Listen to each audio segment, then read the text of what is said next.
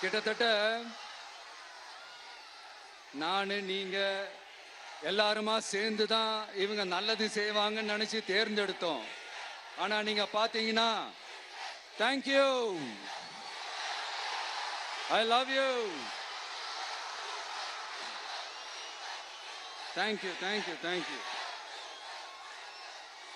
நீங்க பாத்தீங்கன்னா ஒரு 505 தேர்தல் வாக்குறுதிகளை நமக்கு தமிழ்நாட்டு மக்களுக்கு கொடுத்தாங்க. அதுல எத்தனை வாக்குறுதிகளை இந்த திமுக கவர்மெண்ட் நிறைவேற்றிருக்கு?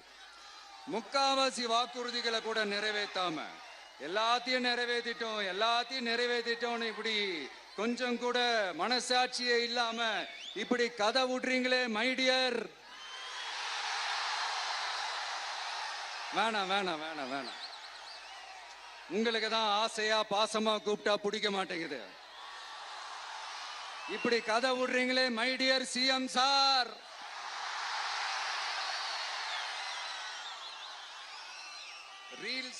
ரீல்ஸ் வேற ரியாலிட்டி வேற நீங்களே சொல்லிட்டு இப்ப நீங்க விடுறது அம்பட்டும் ரீல்ஸ் தான். அதுல எல்லாம் பாதியில அருந்தும் போயிடுச்சு. அப்படி அருந்து போன ரீல்ஸ் எல்லாம் கொஞ்சம் என்னன்னு பாப்போமா? கேஸ் சிலிண்டருக்கு மானியமா 100 ரூபாய் தரேன்னு சொன்னீங்களே, தந்தீங்களா? 1000 ரூபாய் ஒருத்தர் விடாம எல்லா பெண்களுக்கும் தருவேன்னு சொன்னீங்களே, தந்தீங்களா? டீசல் விலையில மீதி இருக்கிற 3 ரூபாய் குறைப்பேன்னு சொன்னீங்களே, குறைச்சிங்களா? நீட்டு தேர்வை ரத்து செய்வோம்னு சொன்னீங்களே, ரத்து செஞ்சீங்களா? கல்வி கடனை ரத்து செய்வோம்னு சொன்னீங்களே, ரத்து செஞ்சீங்களா? வருஷத்துக்கு 10 லட்சம் பட்டதாரிகளுக்கு வேலை தருவேன்னு சொன்ன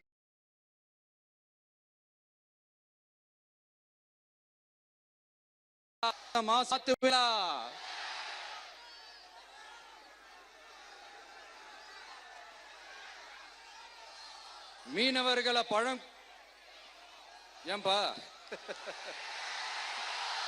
மீனவர்களை பழங்குடியின பட்டியல சேர்ப்போம்னு சொன்னீங்களே, சேர்த்தீங்களா?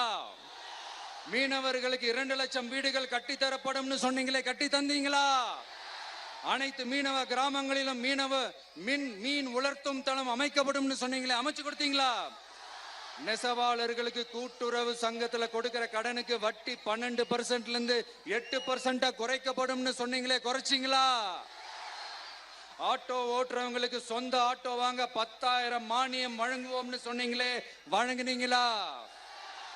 அரசு ஊழியர்கள் ஆசிரியர்களுக்கு ஓல்டு பென்ஷன் ஸ்கீம் கொண்டு வருவேன்னு சொன்னீங்களே, கொண்டு வந்தீங்களா? பகுதி நேர ஆசிரியர்களுக்கு பணி நிரந்தரம்னு சொன்னீங்களே, செஞ்சீங்களா? சத்துணவு மற்றும் அங்கன்வாடி பணியாளர்களுக்கு அரசு பணி உறுதின்னு சொன்னீங்களே, செஞ்சீங்களா? முதியோர் உதவித்தொகை 1500 ரூபாய் தருவேன்னு சொன்னீங்களே, தந்தீங்களா? தமிழகத்தில் இருக்கும் வேலை வாய்ப்புகள்ல 75% தமிழர்களுக்கு என்ன சொன்னீங்களே, தந்தீங்களா? 3 லட்சத்தும் மேல் இருக்கிற காலி பணியிடங்கள் நிரப்பப்படும் சொன்னீங்களே, நிரப்புனீங்களா?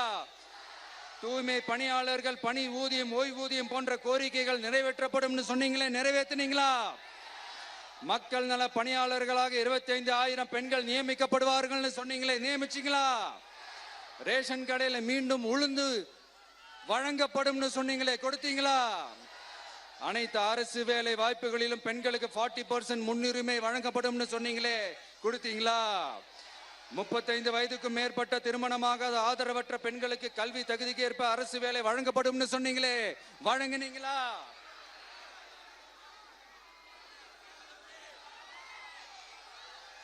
வகுப்பு வாரியத்தின் கோரிக்கைகள் பரிசீலிக்கப்பட்டு மேற்கொள்ளப்படும் சொன்னீங்களே, செஞ்சீங்களா?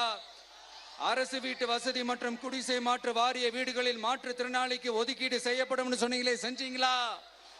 இலங்கை தமிழர்களை காப்பாற்ற ஒரே தீர்வு பொது வாக்கெடுப்பு தான், அதை நடத்த வலியுறுத்துவோம்னு சொன்னீங்களே, செஞ்சீங்களா? இப்படியே நம்ம கேள்வி கேட்டுக்கிட்டே இருக்க வேண்டியதுதான். இவங்க கிட்ட இருந்து எந்த பதிலும் வரப்போறது இல்ல. ஏன்னா இருந்தாதானே. அதனால நான் உங்களை கேட்கிறேன், செய்வோம் செய்வோம் செய்வோம் செய்வோம்னு சொன்னாங்களே, செஞ்சாங்களா? சத்தமா சத்தமா மை டியர். வேணாம் வேணாம் வேணாம். அப்படி கூப்பிட்டா, ஆசையா பாசமா கூப்பிட்டா அவங்களுக்கு பிடிக்க மாட்டேங்குது. அதனால கேக்குதா மை டியர் சிஎம் சார்? அவங்க பண்றது துரோகம்னா நீங்க பண்றது நம்பிக்கை மோசடி. இது ரெண்டுமே ஒண்ணுதான், ரெண்டுமே ஏமாத்து வேலை தான், இது ரெண்டுமே ஜனநாயக குற்றம் தான். இப்படி ஏமாத்துறதுல இவங்க ரெண்டு பேருமே ஒரே வகைரா தான்.